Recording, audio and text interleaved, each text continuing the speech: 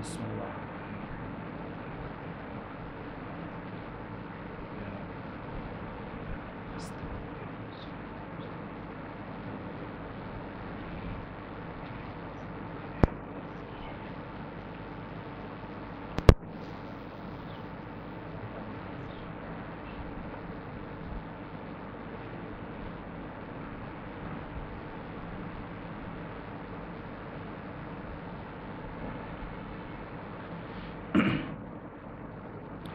لا حول ولا قوة إلا بالله العلي العظيم. خاتم النبيين وطه وياسين محبوب رب المغربين والمشرقين جد الحسن والحسين مولانا وسيدنا والنبينا والطبيب نفوسنا وشفيع ذنوبنا أبي القاسم محمد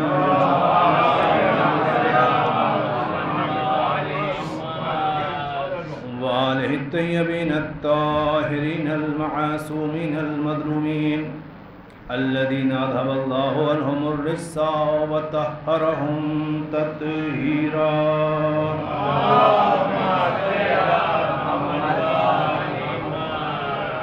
ولعنة الله على أعدائهم وقتلتهم وغاصبي حقوقهم ومنكري فضائلهم ومصائبهم أجمعين من يوم عداوتهم إلى قيام يوم الدين.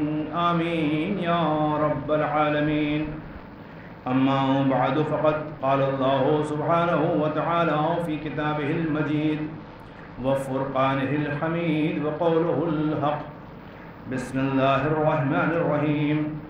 وقضى ربك ألا تعبدوا إلا إياه وبالوالدين إحسانا.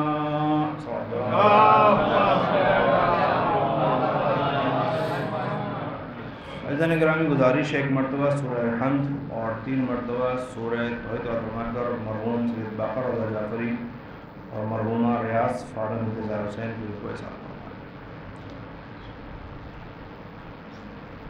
بسم اللہ الحمد للہ رب العالمین یوم الدین ایاک نعبد وإیاک نستعین اهدنا الصراط المستقیم صراط الذین أنعمت عليهم غير المغضوب عليهم ولا الضالين. بسم اللہ الرحمن الرحیم. لم يلد ولم يولد ولم يكن له الصمد لم يلد ولم يولد ولم يكن له كفوا أحد. اللهم صل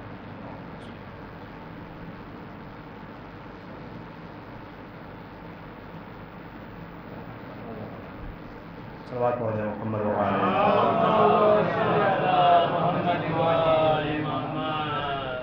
عزیزان گرامی قدر، محترم معزز سامعین کرام، مجلس دیسا کے عنوان سے ظاہر سی بات ہے ایک بیٹے کی طرف سے اپنے والدین کے اظہار ثواب کی مجلس کا اہتمام کیا گیا ہے، اور ظاہر سی بات ہے اپنے والدین کے لیے اس طرح کا اہتمام ایک بیٹے کی لائقی کی علامت ہے، ہوں گے ولد صالح ہونے کی علامت ہے، کیونکہ جو چیزیں انسان کے لیے ثواب جاریہ کی حیثیت رکھتی ہیں اس میں یعنی مسلسل ثواب والی بات جس میں ملتی ہے. اور یہ بات ہے تو کہتا چلوں کہ عموماً عقل مند افراد جو صاحبان شعور ہیں، جو صاحبان فہم ہیں اور جو بابصیرت لوگ ہیں، وہ ایصال ثواب کے سلسلے سے اپنی عقلوں کو استعمال کرتے ہوئے ہمیشہ یہی سوچتے ہیں کہ ایصال ثواب کے عنوان سے وہاں خرچ کیا جائے کہ جہاں سے مستقل ثواب ملتا رہے. ایک دن میں بات ختم نہ ہو جائے، اتنا خرچہ کہ ختم ہو گیا نہیں رہے کچھ، اس کا ثواب مستقل ملتا رہے. اسے کہتے ہیں ثواب جاریہ، یعنی ایسا کام جس میں مستقل ثواب حاصل ہو. صلوات پڑھیں محمد وعلى محمد.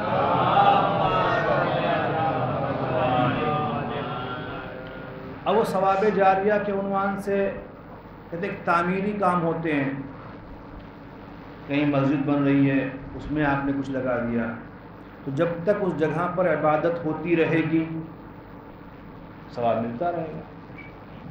کہیں عزا خانہ بن رہا ہے جہاں ذکر اہل بیت ہوگا، اور ذکر اہل بیت بھی عبادت ہے، تو جب تک سلسلہ عبادت جاری رہے گا وہاں جو آپ نے لگایا ثواب مستقل ملتا رہے گا، آپ چاہے دنیا میں رہیں یا نہ رہیں۔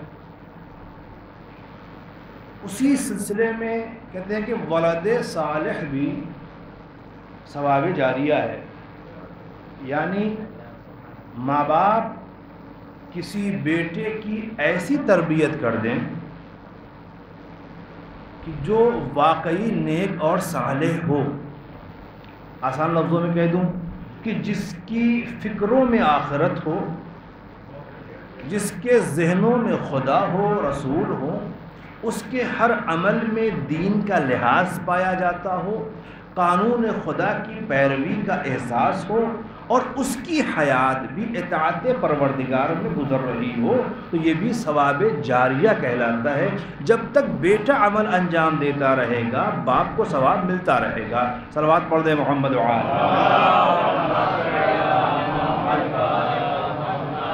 شاید آپ کے ذہن میں سوال یہ پیدا ہو اس میں جاریہ کہاں ہوا، وہ بیٹا جب تک رہے تب تک کی بات ہوگی۔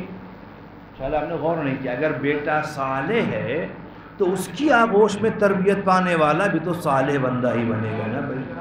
وہ سلسلہ صالحین کا جب شروع ہو جائے گا تو جہاں تک سلسلہ جائے گا ثواب کا حقدار بنتا رہے گا۔ صلوات پڑھیں محمد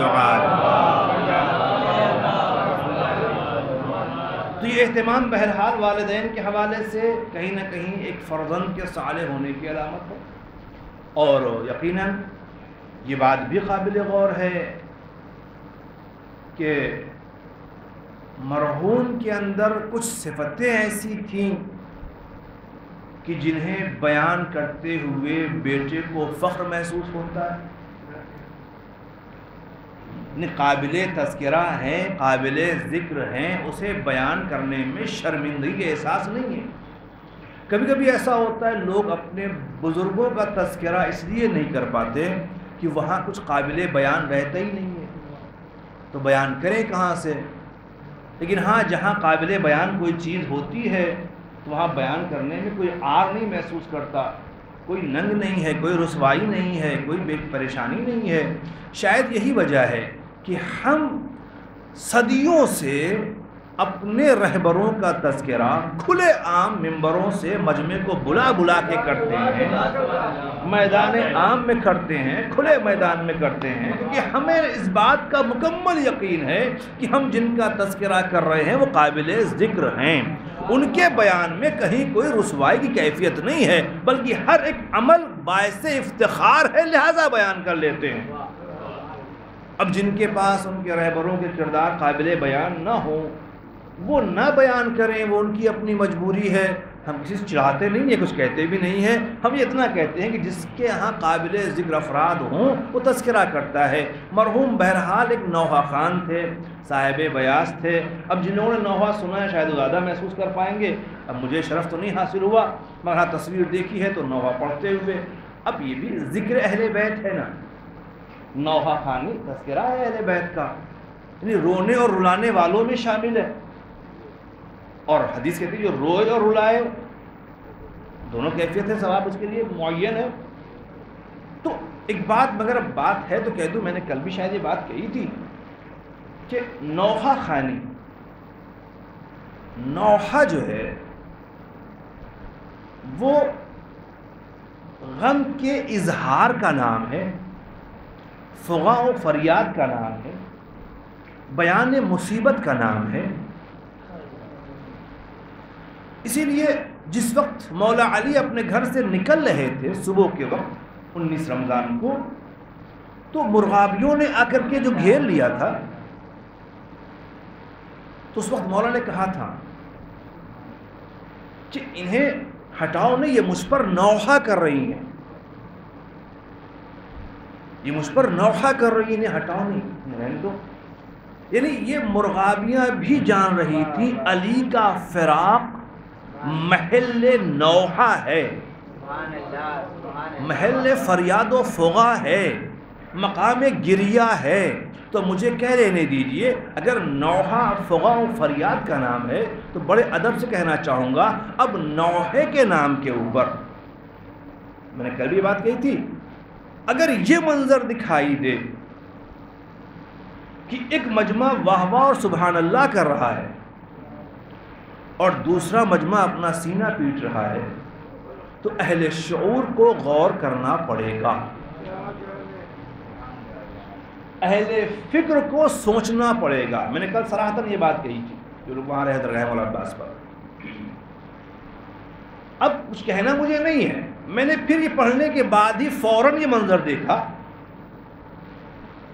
کہ کچھ افراد فضائل کے کلام سن کر کے جو واہ کرنی چاہیے وہ داد دے رہے تھے اور دینا چاہیے، اور فضائل پہ داد دی جاتی ہے۔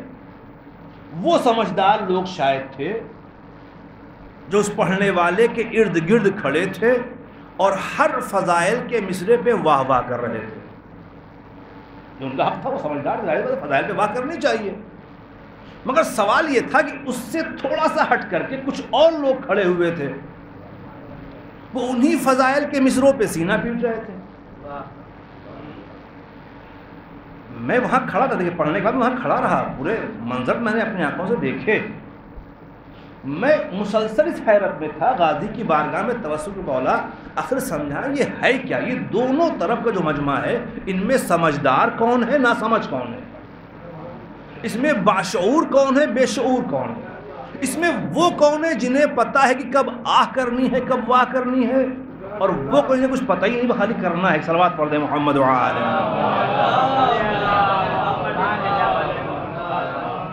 بھئی لمحہ فکریہ ہے کہ نہیں؟ میں نے برجستہ یہ بات کہی ہے اور پھر یہاں کہہ رہا ہوں، آن دا ریکارڈ کہہ رہا ہوں، عزائے امام حسین کے سلسلے میں ہم سے آپ سے زیادہ ہمارے اوپر دشمنوں کی نظر ہے، ہمارے مخالفین ہر لمحہ ہمیں دیکھ رہے ہیں اس میڈیا کی مدد سے، ہم کہاں کیا کر رہے ہیں، کس طرح کر رہے ہیں۔ اور پھر اگر حسینی عزاداروں کا مذاق اڑایا جانے لگے، ان کے افعال کو بے شعوروں کا افعال کہا جانے لگے تو ذمہ داری کس کی ہے؟ عزیزان محترم، میں اتنا سمجھتا ہوں کہ ایک ادنا سا طالب علم ہونے کی حیثیت سے، اس بارگاہ کا چھوٹا سا خادم ہونے کی حیثیت سے میری اپنی ذمہ داری میں بتا دوں، متوجہ کر دوں، یہ فعل غیر شعوری فعل ہے، باشعور افراد کا فعل نہیں ہے۔ صلوات پڑھ دیں محمد وعلى۔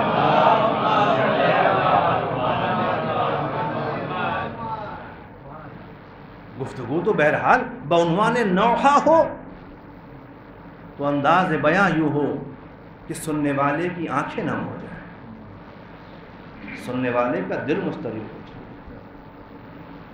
اور یہ بہرحال میں اپنے بارے میں کہہ رہا ہوں، مجھے سوچنا پڑتا ہے، میں اپنے لیے کہہ رہا ہوں، خود سوچتا ہوں کہ جس امام حسین کے فقط نام میں اتنا اثر ہے کہ اگر آدم نام سنے تو بے چین ہو جائے۔ ابھی کربلا ہوئی نہیں تھی، ابھی مولا حسین شہید نہیں ہوئے تھے، صرف اسما بتائے گئے تھے جناب آدم کو، ان اسما کے جب امام حسین کا نام آیا تو دل مضطرب ہو گیا، بے چین ہو گئے، غم کا احساس ہونے لگا، مالک پروردگار اس نام میں کیا ہے؟ جس نام میں شہادت سے پہلے یہ اثر ہے، آج اسی حسین پہ رلانے کے لیے ہم جیسوں کو نہ جانے کیا کیا کرنا پڑ جاتا۔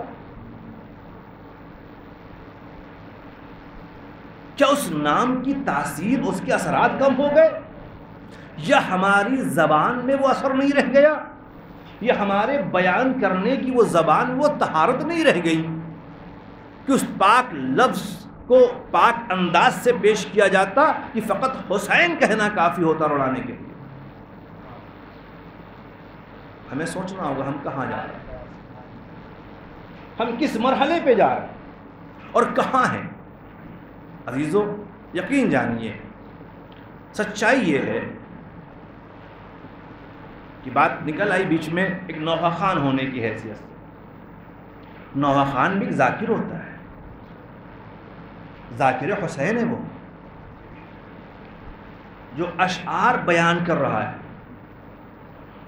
جس کے دہن سے نکلے ہوئے فقرے بہت سے دلوں کو مضطرب کرتے ہیں، بہت سی آنکھوں کو نم کرتے ہیں، بہت سے لوگ پیغام لے کر کے جاتے ہیں، کربلا سمجھ کے یہاں سے چلے جاتے ہیں. یعنی کتنے ذاکر، کتنے افراد اس طرح کے موجود ہیں. ایک بات کہوں، ان کا بھی احترام ضروری ہے. یہ ذاکر حسین ہے، تذکرہ حسین کر رہے ہیں، مگر انہیں خود اپنا احترام بھی کرنا چاہیے.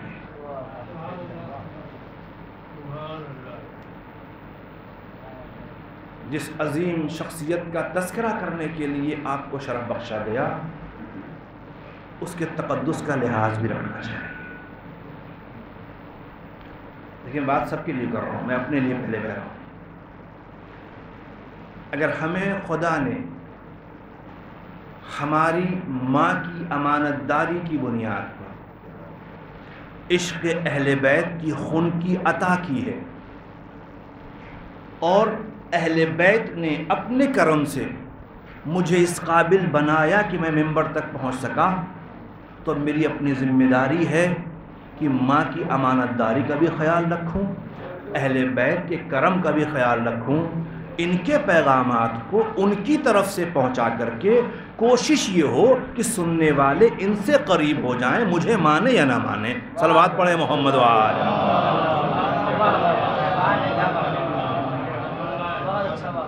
مجھے مانے نہ مانے اس سے بحث نہیں ہے، میں کون ہوں کیوں اس کی پرواہ نہیں ہے، اور ان سے قریب اگر ہو جائیں تو یقین جانیے شاید کچھ حق ادا ہو پائے گا.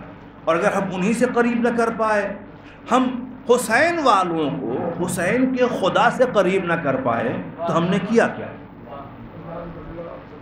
یا حسین کہنے والوں کو، نام حسین پر اپنا لہو بہانے والوں کو، مولا حسین کے نام پر اپنی دولت خرچ کرنے والوں کو، مولا حسین کے نام پر اپنا چین و سکون ترک کر دینے والوں کو اگر حسین کے مولا خدا تک نہ پہنچا پائے تو ہم نے کیا کیا؟ یاد رکھیں، اگر ہم نے امام حسین کا تذکرہ کر کے خدا کو فراموش کرایا ہے تو مولا حسین اس تذکرے سے راضی نہیں ہو سکتے.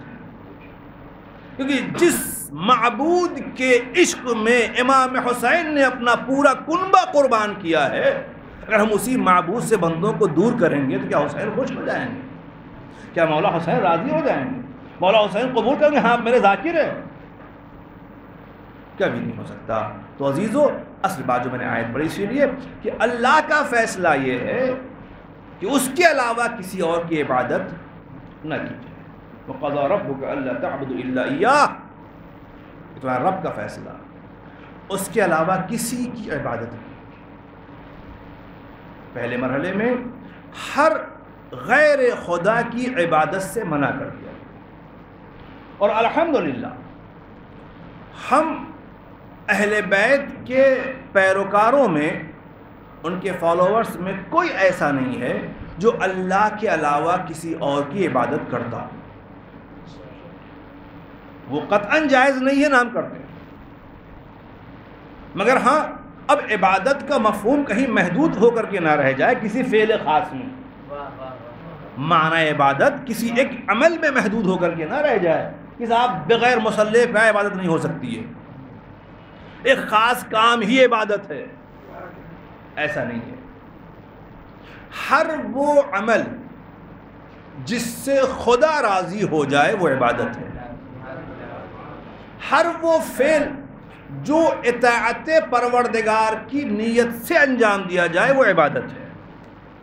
اور اسی لیے بہت سی روایتیں ہیں کہ جہاں والدین کے چہرے کی طرف محبت بھری نگاہوں سے دیکھنا بھی عبادت ہے.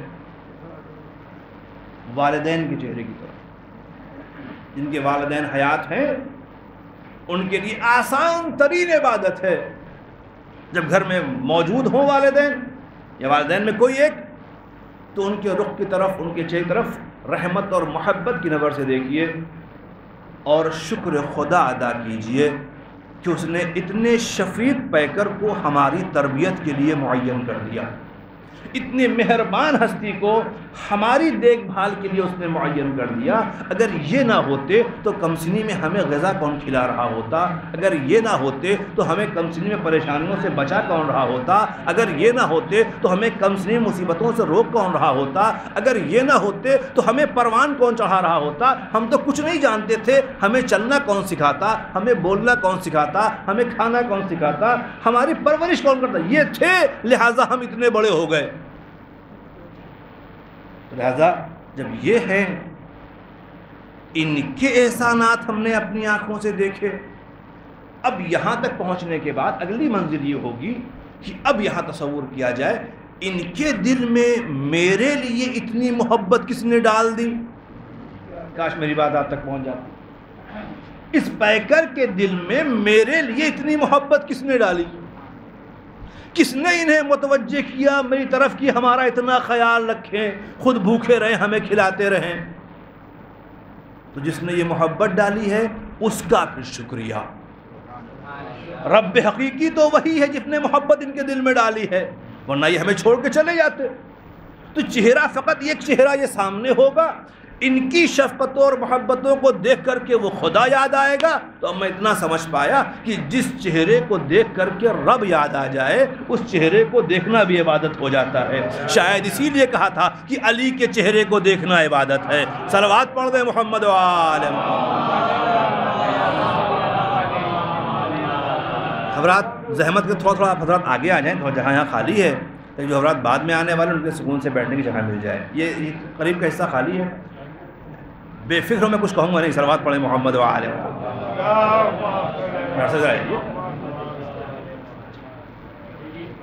عباس صاحب بلائے، یہ پردے میں چھپ کے بیٹھنا اچھی بات نہیں. صلوات پڑھیں محمد و آل محمد. ماسک کر گئے آگے ایک اور صلوات پڑھ دیں محمد. تو عبادت صرف اس کی ہوگی، معبود اس کے علاوہ کوئی نہیں ہے. مگر اس نے اپنی بندگی کے محدود طریقے نہیں بتائے. عبادت کرنے کے فقط کچھ خاص عمل نہیں بتایا، اس کے علاوہ کچھ ہو ہی نہیں سکتا. اب بات ہے تو کہہ دوں کہ روایت میں نے پڑھی کہتے کہ عبادت کے اگر 10 حصے بنائے جائیں تو اس کا 9 حصہ عبادت رزق حلال حاصل کرنے میں ہے.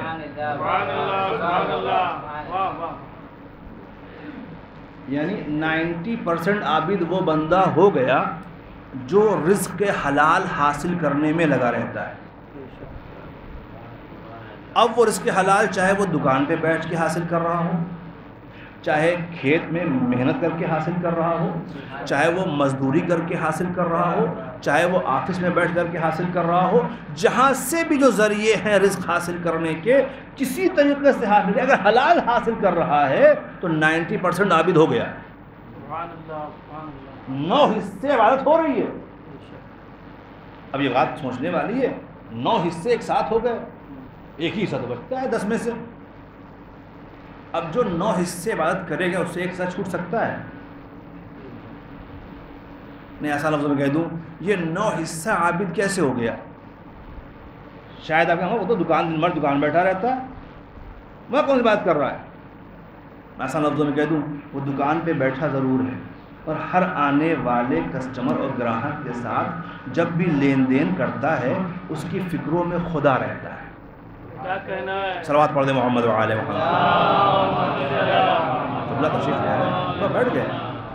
صلوات پڑھ دیں اور بیٹھ گئے.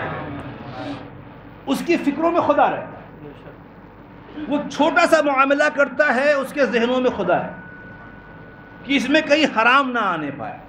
یہ حرام سے اجتناب اس وقت تک فکروں میں نہ آئے جب تک خدا نہیں آتا ذہن.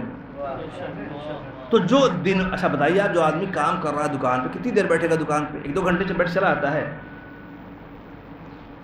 جتنی دیر تک دکان پہ بیٹھا ہے زیادہ تر وقت وہی گزار رہا ہے، اتنی دیر اس کی فکروں میں خدا ہے، اس کی نگاہوں میں اپنا معبود ہے، وہ ہر عمل انجام دینے سے پہلے ڈر رہا ہے کہیں کوئی کام اس کی مرضی خلاف نہ ہو جائے.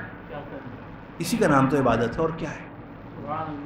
کچھ لوگوں نے فقط ظاہری جسمانی حرکت کو عبادت سمجھ رکھا ہے، حالانکہ فکری عبادت زیادہ بلند ہوا کرتی ہے. شاید اسی لیے روایت کہتی ہے تفکر الساعہ افضل من عبادت 70 سنہ. ایک لمحے کی صحیح فکر 70 سال کی عبادت سے بہتر ہے. صلوات پڑھ دے محمد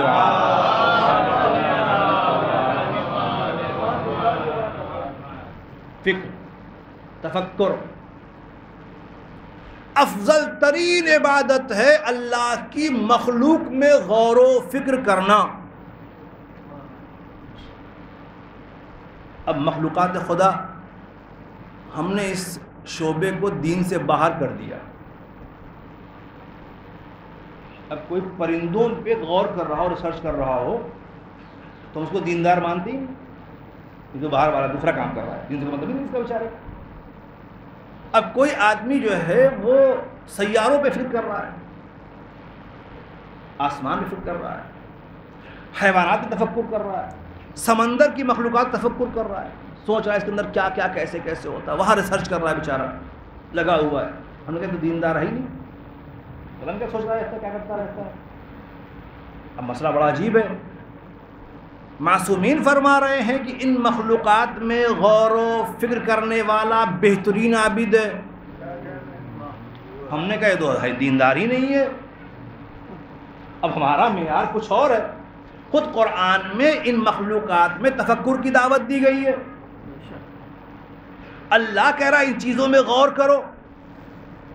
اب یہ سوچنے کی بات ہے مالک ان چیزوں میں غور کر کے عابد کیسے بنیں گے؟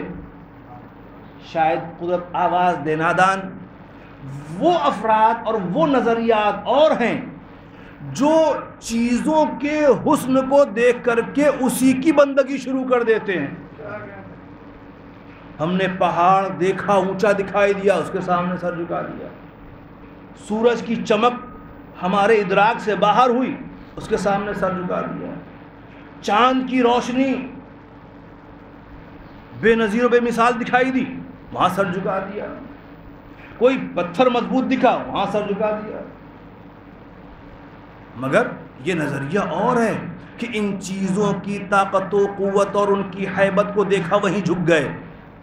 اس سے بلند نظریہ یہ ہے کہ ان چیزوں میں قوت پیدا کرنے والا کون ہے اس کے سامنے سر جھکایا جائے. ان چیزوں میں طاقت دینے والا کون ہے اس کے سامنے سر جھکایا جائے. سمجھا آپ نے؟ لوگ اس کے سامنے جھک گئے کہ اس میں طاقت تھی. اسلام نے یہاں سے آگے بڑھایا کہ اس کے سامنے جھکو جس نے اسے طاقت دی ہے. تو طاقت سمجھ میں تبھی آئی ہے، اس کو آپ ریسرچ کریں گے اس کے اندر کیا ہے. اب بات ہے تو کہتا چلوں ڈاکٹر صاحب بیٹھے ہوئے، کم سے کم انسانی بدن میں غور کر لے آدمی. کیسے بنایا گیا اس کو، کیا کیا سسٹم اس کے اندر رکھا ہے، کیا کیا چیزیں ہیں. تب شاید میں اکثر کہتا ہوں تب شاید مولا کائنات کو جملہ سمجھ میں آئے کہ تم اپنے آپ کو جرم صغیر مت سمجھو، بہت چھوٹے نہیں ہو، تمہارے اندر عالم اکبر چھپا ہوا ہے. ایک انسان کے اندر عالم اکبر چھپا ہے. نکالنا شروع کریں آدمی کے اندر سے عالم اکبر. ایک چیز نکالیں اس کے اندر سے. میں اپنی بات کہتا ہوں عام طور سے، ایک چیز نکالیں. آپ کے شعبے میں انسانی جسم کے ایک ایک عضو کے لیے اسپیشلسٹ ڈاکٹر بیٹھے ہوئے ہیں. یعنی اتنی پڑھائی کی، یعنی عمر آدھی خرچ کر دی. اتنا خرچ کرنے کے بعد، اتنا تفکر کرنے کے بعد، اتنا پڑھنے کے بعد خالی آنکھ کی کچھ باتیں سمجھ میں آئیں. بدن پورا باقی ہے. کہاں سے کہاں تک پڑھا اور اتنا سب کچھ ریسرچ کی، یہاں گئے وہاں گئے، کیا وہ صاحب آئی اسپیشلسٹ بن کر کے نکلے. ایک حصے پہ معاملہ ختم ہو گیا، عمر چلی گئی اچھی خاصی. میں نے ایک مثال دی، ڈینٹسٹ بن کے بیچارے بڑی محنت کر کے ڈینٹسٹ ہو گئے.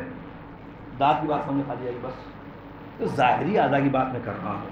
ابھی دماغ کے پیچ و خم تو سمجھ ہی میں نہیں آتے، وہاں کی نسیں، وہاں کی چیزیں، وہ تو اور خطرناک مرحلہ ہے صاحب، جلدی لوگ جاتے نہیں وہاں تک، اس لیے کم ملتے ہیں نیورو والے لوگ.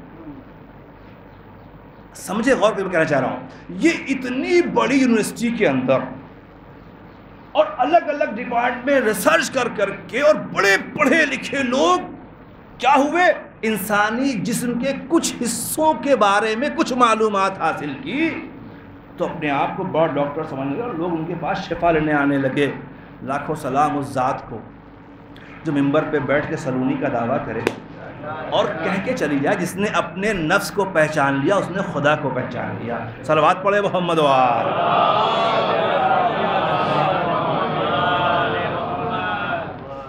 سرچ کرتے رہیے، آپ تحقیق کرتے رہیے، عابد بنتے چلے جائیے. عزیزان گرامی، انہی عبادات میں چیزوں پر غور کرو تو کیسے اس نے ایک نطفے کے ذریعے تصویریں بنا دی، ذرا غور تو کرو اس کے اوپر. وہ ساری باتیں قرآن میں لکھی. میں ایک بات کئی مرتبہ میں نے کہا یہ بات کہ جو لوگ ماشاءاللہ یونیورسٹیز کے اندر اسکالرس ہیں، ان کی ذمہ داری اگر یہ ہو جائے کہ قرآن کے اندر اپنے سبجیکٹ کے اعتبار سے ریسرچ کریں. میڈیکل والے دیکھیں قرآن میں میڈیکل کی باتیں کہاں کہاں لکھی ہوئی ہیں. تو ایک بڑا کام ہوگا، بڑا ذخیرہ ہوگا، اور قرآن کا چیلنج صحیح ہے کہ کائنات کا ہر خشک و تر قرآن کے اندر ہے، ہمارے پاس تلاش کرنے والی نگاہیں نہیں ہیں. صلوات پڑھ دیں محمد وآل. یا شاید ہم نے کبھی اس عنوان سے قرآن پڑھا ہی نہیں ہے، جب بھی پڑھا وہ خالی ثواب کے لیے پڑھ کے رکھ دیا، یا ختم قرآن کا شوق پیدا ہوا ختم کر کے رکھ دیا، اس عنوان سے کبھی غور ہی نہیں کیا. اور شاید یہ وجہ رہی کہ ہم قرآن سے دور ہوتے چلے گئے. اگر جن حضرات کو علم حاصل کرنے کا شوق ہے، مطالعے کا شوق ہے، دنیا بھر کتابیں پڑھتے رہتے ہیں، ذرا قرآن کو اس عنوان سے پڑھنا شروع کر کے دیکھیں تو اندازہ ہو جائے قرآن میں کیا کیا بیان کیا گیا ہے، ہر خشک و تر کس طرح سمیٹا گیا ہے. بعزیزو، تو عبادت فقط ایک عمل خاص کا نام نہیں ہے، عبادت کے بہت سے طریقے ہیں، انہی طریقوں میں یہ ذکر اہل بیت عبادت ہے. ایک بات کہوں، جہاں پروردگار عالم نے غیر اللہ کی عبادت سے سختی سے منع کیا ہے، وہیں شاعر اللہ کی تعظیم کا حکم دیا ہے. شاعر اللہ کی تعظیم کا حکم دیا ہے. گویا قرآن نے خود ہی تعظیم اور تعبد میں فرق کر دیا. عبادت الگ شے ہے، تعظیم الگ شے ہے. عبادت کسی کی نہیں ہوگی اللہ کے علاوہ، مگر تعظیم ان تمام شعائر کی ہوگی کہ جنہیں دیکھ کر کے خدا سمجھ میں آتا ہو. صلوات پڑھ دے محمد وآل.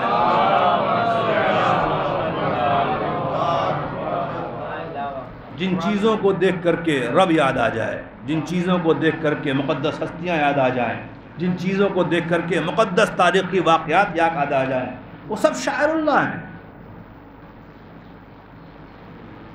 وہ سب شاعر اللہ ہیں. ان کی تعظیم کا حکم دیا گیا ہے. کاش عالم اسلام اسی تعظیم اور تعبد، عبادت اور احترام، اس دو کے فرق کو سمجھ جاتا تو کبھی بھی تعزیے کو بوسہ دینے والے کو مشرک نہ کہتا. اگر یہ فرق سمجھ جاتا تو علم کا احترام کرنے والے کو مشرک نہ کہتا. اس نے فرق ہی نہیں سمجھا کہ احترام کیا ہے اور عبادت کیا ہے. صلوات پڑھ دے محمد وآل.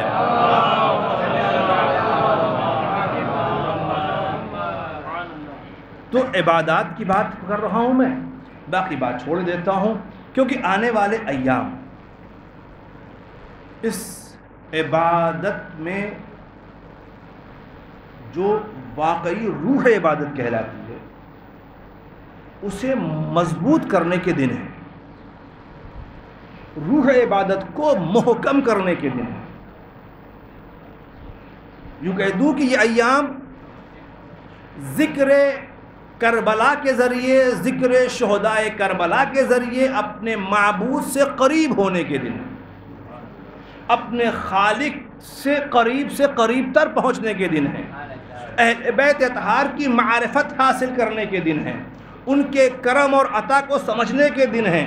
یہ سارے یہ ایام عزا ہیں، اس میں راہ خدا میں حق کی پیروی میں قربانی کا جذبہ پیدا کرنے کا حوصلہ یہ ایام عطا کرنے والا،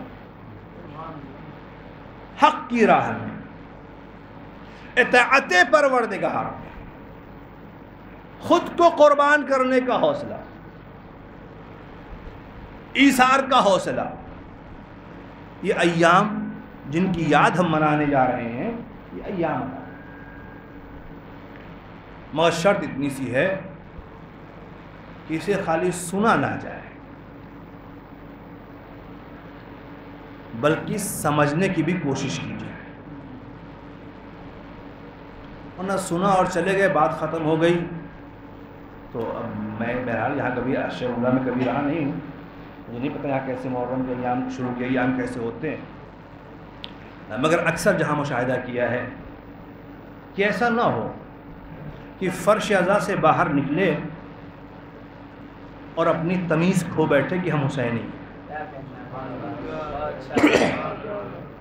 ایسا درسگاہ حسینی سے باہر نکلے۔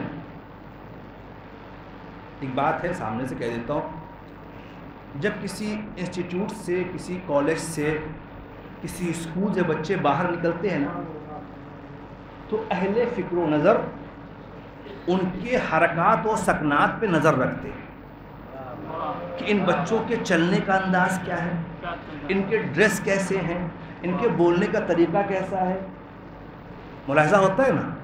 اور ان کی انہی حرکتوں کو دیکھ کر کے انسٹیٹیوٹ کے کلچر کا فیصلہ ہو جاتا ہے۔ غلط تو نہیں کہہ رہا ہوں؟ اور ہم سب کا ماننا ہے کہ دنیا کی سب سے اعلیٰ درسگاہ کا نام درسگاہ حسینی ہے۔ شاید سب کی سمجھ باتیں نہیں آ رہی، اس لیے بہت کم لوگ ہیں،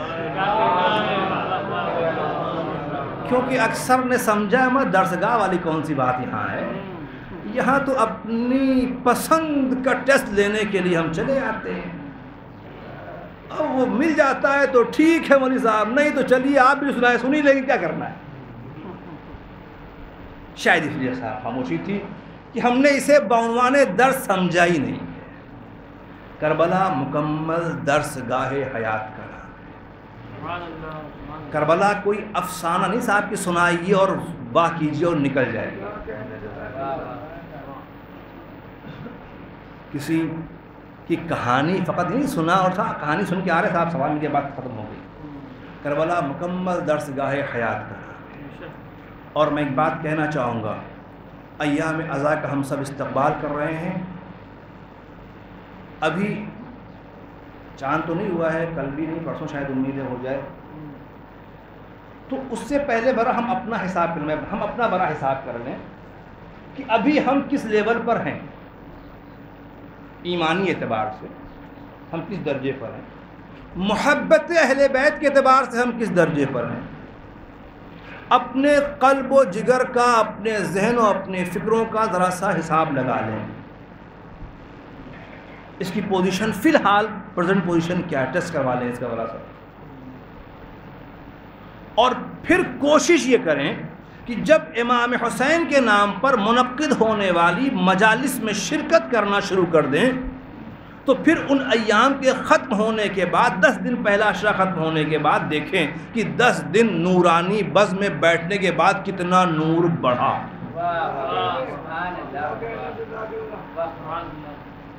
کتنا حیات میں بدلاؤ آیا، کتنا طریقہ زندگی تبدیل ہوا۔ ہم نے جس انقلاب کو مسلسل سنا اس کے بعد ہماری حیات میں کون سا انقلاب پیدا ہوا، کیا طبیعت بدلی، کیا ہم نے اپنے کسی بھائی کی عداوت کو ترک کر دیا، کیا ہم نے اپنے دل سے کسی دوست کے لیے حسد جو تھا اسے نکال کے باہر کر دیا، کیا جو اپنے پڑوسی سے تھوڑی سی ناراضگی تھی اسے ختم کر دیا، کیا آپس کے معاملات حل کر لیے، یقین نہیں حل کیے۔ معلوم صاحب محرم ہو رہا تھا، مجلسیں ہو رہی تھی، مگر پھر بھی ہماری والی میں تم نہیں آؤ گے، تمہاری والی میں ہم نہیں جائیں گے۔ معاف کیجیے گا سرکار، غلطی ہو مجھے سمجھا دیجیے گا۔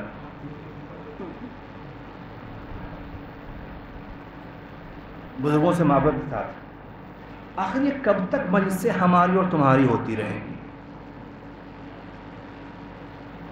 کیا کوئی دن ایسا آئے گا جب مجلس صرف امام حسین کی ہو، جلوس صرف امام حسین کا ہو، علم صرف امام حسین کا ہو، نہ ہمارا نہ تمہارا؟ ہم تم کون ہے؟ کہ اس مجلس کے نوکر ہیں صاحب ہم تو۔ شہزادی کا کرم خاص ہوا ہے، فرش بچھانے کی نوکری ملی ہے۔ ہم کچھ ہیں تھوڑی، مجلس تو ان کی ہے، مولا حسین کی ہے، ان کی بہن نے کرنے کا طریقہ بتایا ہے، ماں پرسہ لینے آ جائے گی، ہم کون؟ بس نوکر ہیں فرش بچھانے کے لیے۔ اب ان کا اعضا خانہ ہے، صحیح کرنا ہماری ذمہ داری ہے، وہ نوکری ملی ہے، وہ صاف کرنے جا رہے ہیں۔ کہیں سے مالکیت کا تصور نہ آنے پائے کہ ہم اس کے مالک ہیں۔ بخدا کبھی ایک دو چار دن محرم اس عنوان سے منا کے دیکھیے کہ ہم اعضا کے نوکر ہیں، ہم مالک نہیں ہیں، ہم خادم ہیں اس در کے، ہماری ملکیت تھوڑی نہ ہے۔ ہاں جو ہے مجلس امام حسین ہے، جہاں تک قوت ساتھ دے گی وہاں تک شریک ہوتے رہیں گے، جہاں جسم ساتھ دینا چھوڑ دے گا پھر تھوڑی قوت مانگیں گے، مل گئی تو اور آگے بڑھیں گے، نہیں ملی وہیں واپس چلے آئیں گے۔ جلوس حسین اٹھے گا تو حسین کا جلوس ہوگا، کسی انجمن کا نہیں ہوگا، کسی محلے کا نہیں ہوگا، حسین کا ہوگا۔ بڑے ادب سے کہنا چاہوں گا، خاص طور سے ان نوحہ خانوں سے کہنا چاہوں گا، ایک نوحہ خان کی سالگرد سے نا، جب کوئی غیر انجمن کا نوحہ خان نوحہ پڑھ رہا ہو تو اگر آپ کی جسمانی قوت ساتھ دے تو وہاں سے دور مت جائیے، وہیں پہلو میں کھڑے ہو کر کے توفیق ہو جائے تو آپ بھی ماتم کر لیجئے۔ تذکرہ حسین کا ہے۔ ماتمدار جوانوں سے کہنا چاہوں گا، انجمن بدل گئی، تمہارا عشق ختم نہیں ہوا، تمہاری محبت باقی رہنی چاہیے۔ اگر جس میں طاقت ہے، یہ شرط ہے، اگر جس میں طاقت ہے، ہمت ساتھ دے رہی ہے تو جب تک ہمت ساتھ دے حسین کا ماتم کرتے رہو۔ نوحہ کون پڑھ رہا ہے اس سے بحث تھوڑی نہ ہے، ذکر تذکرہ حسین کا ہی تو کر رہا ہے نا، کربلا کی ہی تو بات ہو رہی ہے نا۔ قسم خدا کہ اس طرح سے عزاداری حسین مناؤ کہ جب ماں دیکھے تو اسے لگے سب میرے لال کے عزادار ہیں، اس ماں کو احساس ہو کہ سب کے سب میرے لال کے عزادار ہیں، یہاں کوئی تفریق نہیں ہے۔ ابھی جو دل کو تکلیف ہوتی ہے، دل رنجیدہ ہوتا ہے جب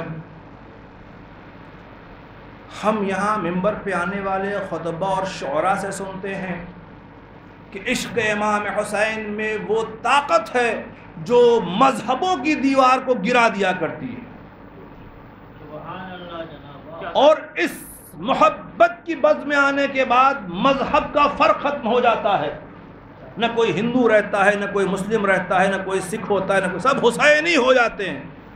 تب خوش ہوتی ہے طبیعت کہ ہاں واقعاً ذکر حسین میں اتنی قوت ہے کہ مذہب کی دیواریں ٹوٹ جاتی ہیں۔ مگر جب پلٹ کے اپنے محلے میں دیکھتا ہوں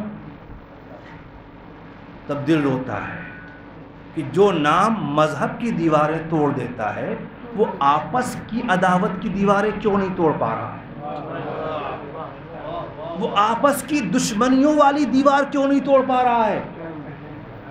کیا اس نام میں کوئی نعوذ باللہ ثم کوئی کمی آ گئی ہے؟ نہیں، نام تو ویسے ہی بااثر ہے، بس ہاں ہمارے دلوں میں میل اتنا جم چکا ہے کہ وہاں اثر نہیں ہو رہا ہے۔ صلوات پڑھ دے محمد وعلہ۔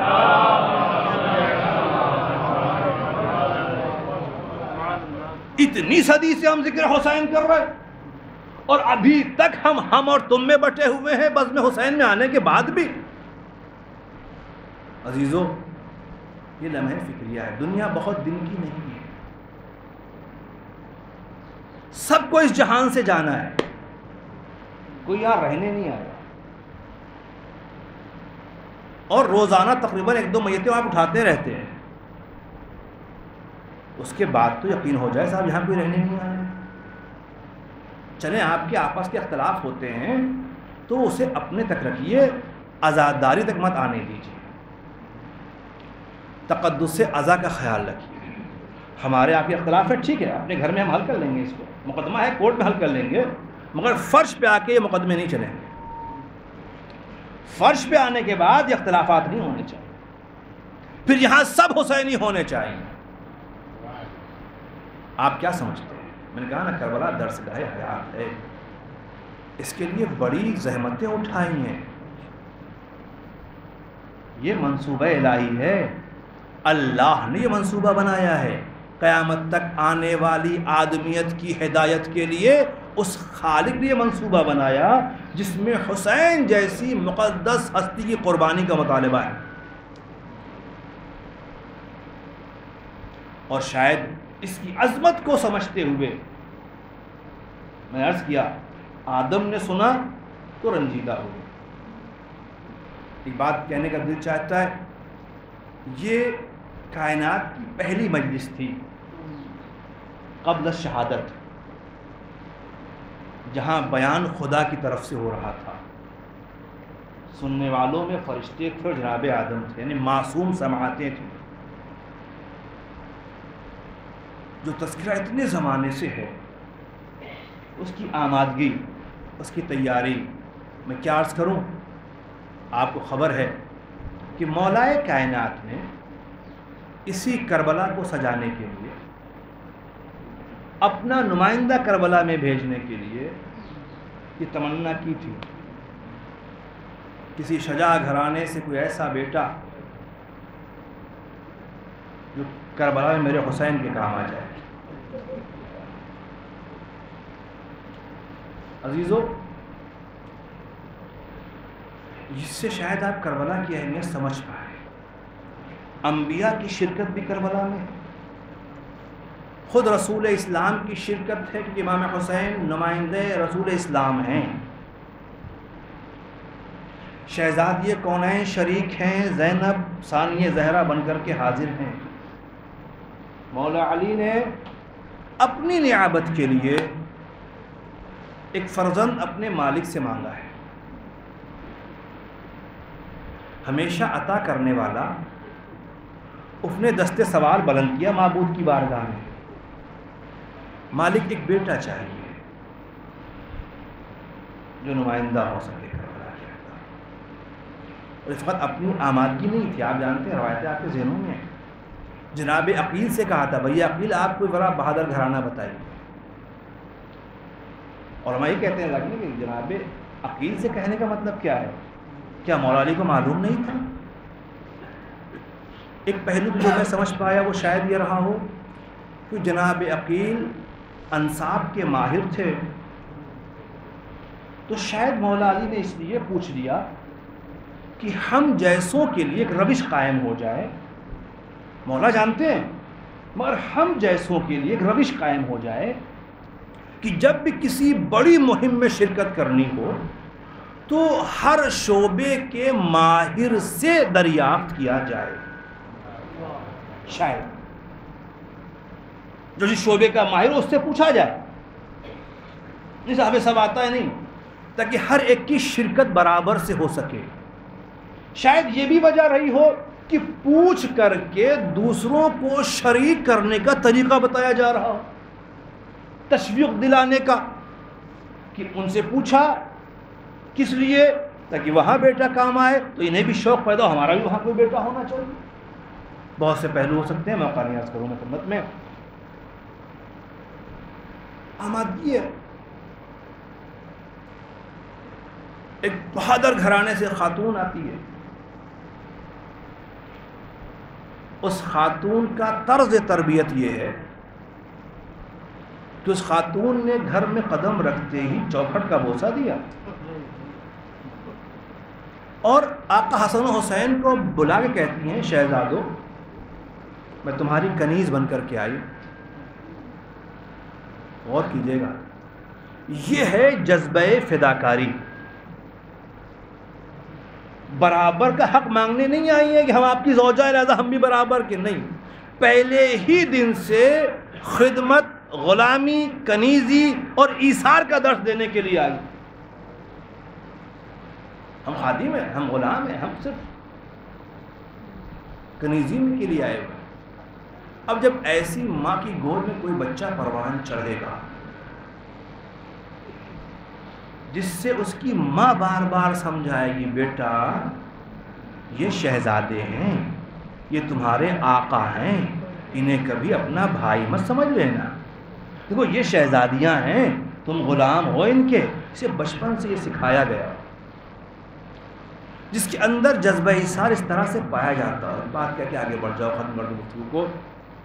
روایت کہتی ہے کہ کیونکہ آپ کا نام بھی فاطمہ تھا تو مولائے کائنات نے جب ان کو ان کے نام سے پکارا تو انہوں نے ہاتھوں کو جوڑ دیا. کہتی مولا مجھے میرے اس نام سے نہ پکارا کیجیے.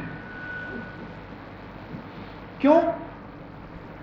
کہ اس لیے جب آپ میرا نام لیتے ہیں تو ان شہزادوں کو اپنی ماں یاد آ جاتی ہے.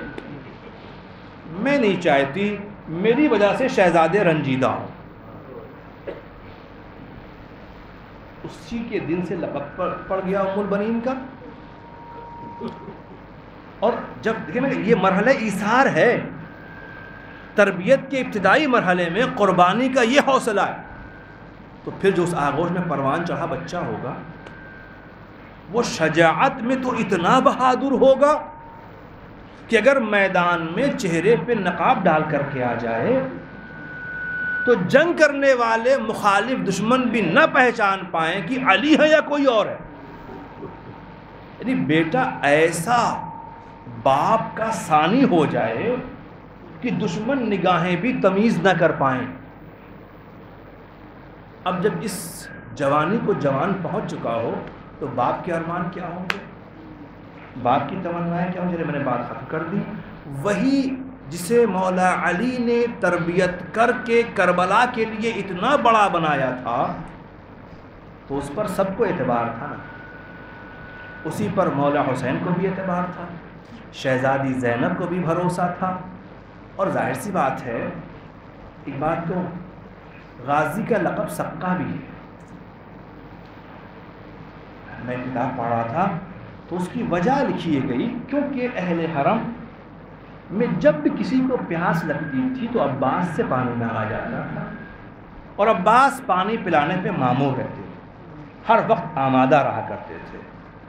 تو عزیزو، جس سے ہمیشہ پانی مانگا گیا اور جس نے ہمیشہ پانی پلایا، ایک دن وہ آیا کہ اسی کی نگاہ کے سامنے اس کی ایک چھوٹی سی بھتیجی پیاس سے تڑپ رہی تھی اور ہائے پیاس کی صدا بلند کر رہی تھی.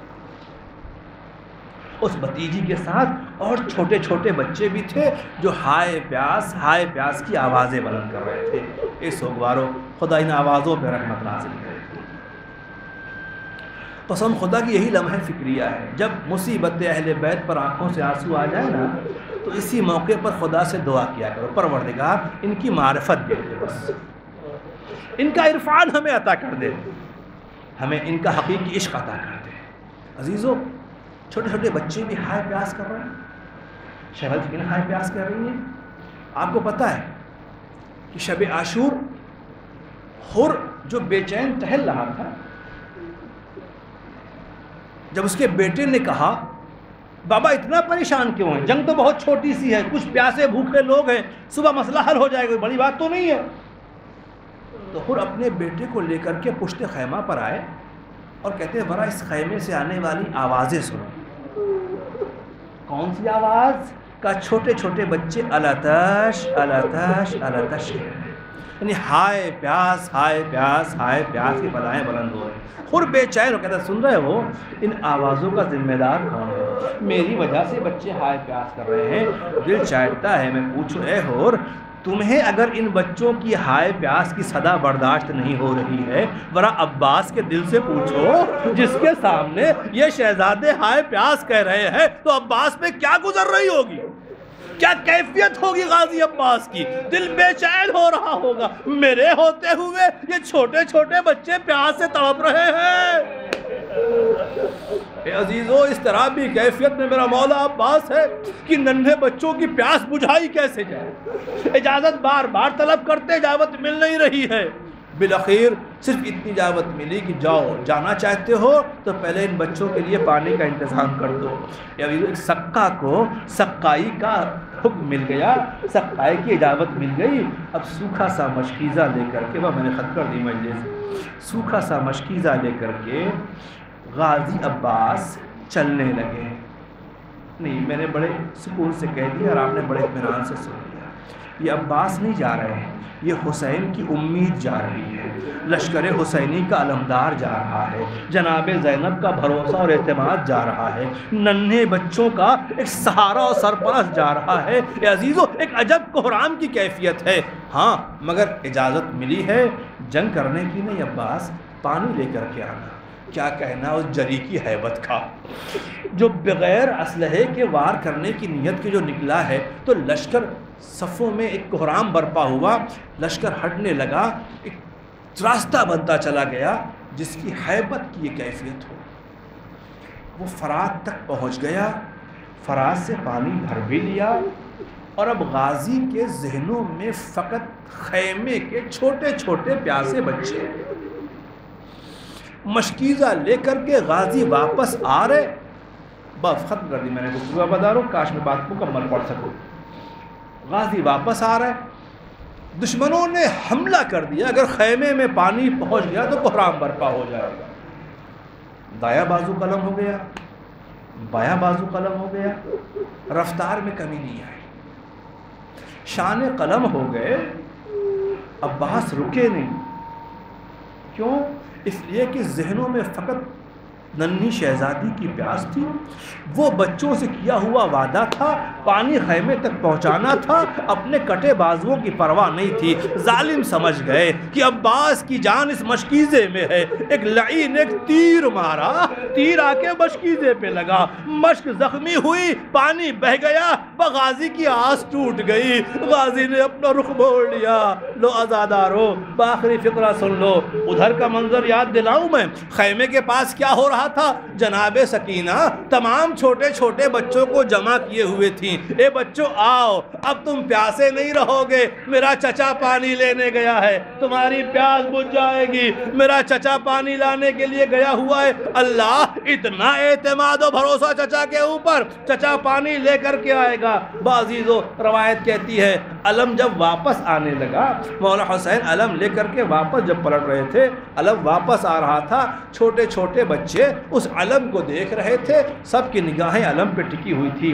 جیسے جیسے علم قریب آتا گیا، بچوں کی امیدیں بڑھتی گئیں، اب ہم پیاسے نہ رہیں گے، اب ہمیں پانی مل جائے گا، دیکھو علم قریب آ رہا ہے۔ علم قریب آتا گیا، امیدیں بڑھتی چلی گئی، مگر ہاں عبادارو، قیامت تب آ گئی جب علم نگاہوں کے سامنے آیا، غازی نہیں تھا۔ بچوں نے کوزہ پھینکا، شہزادی آ کے بابا سے لپٹ گئی، اے بابا میرا چچا کہاں رہ گیا ہے؟ آواز آئی، اے بیٹی سکینہ، تیرا چچا دریا کنارے، فرات کے کنارے بازو کٹا کے سو گیا۔ سیعلم الذین ظلموا ای منقلب ینقلبون، انا للہ و انا الیہ راجعون۔ الہی بحق الزہراء و ابیہا و بعلہا و بنیہا و سر المستودع فیہا، باراللہ ہماری عزا کو قبول فرما، غم اہل بیت اطہار میں رونے والوں پہ رحمت نازل فرما، ہم سب کو اعمال صالحہ انجام دینے کی توفیق عنایت فرما۔ اے میرے معبود، ہمیں گناہوں سے بچنے کی توفیق عنایت فرما۔ اے میرے کریم پروردگار، ہم سب کو حقیقی اور واقعی معنی پیروکار اہل بیت بننے کی توفیق عنایت فرما۔ اے میرے اللہ، دنیا میں جہاں جہاں واداران حسین ہیں، ان سب کی جان، مال، عزت، آبرو کی حفاظت فرما، پرچم اسلام کو سربلند فرما، پرچم کفر نفاق کو سرنگوں فرما۔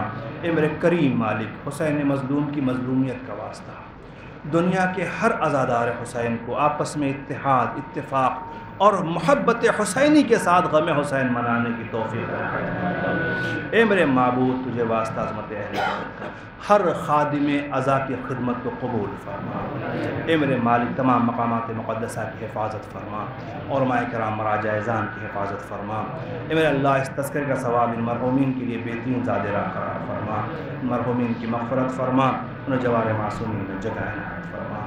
اے میرے کریم مالک، اے میرے معبود تجھے واسطہ شہداء کربلا کی عظمت، پردہ غیبت میں رہنے والے وارث حسین، فرزند زہرا، منتقم خون حسین، امام عصر کے ظہور میں تعظیم فرما، ہم سب کو امام کے خادموں میں شمار فرما۔ ربنا تقبل منا انک انت السمیع العلیم۔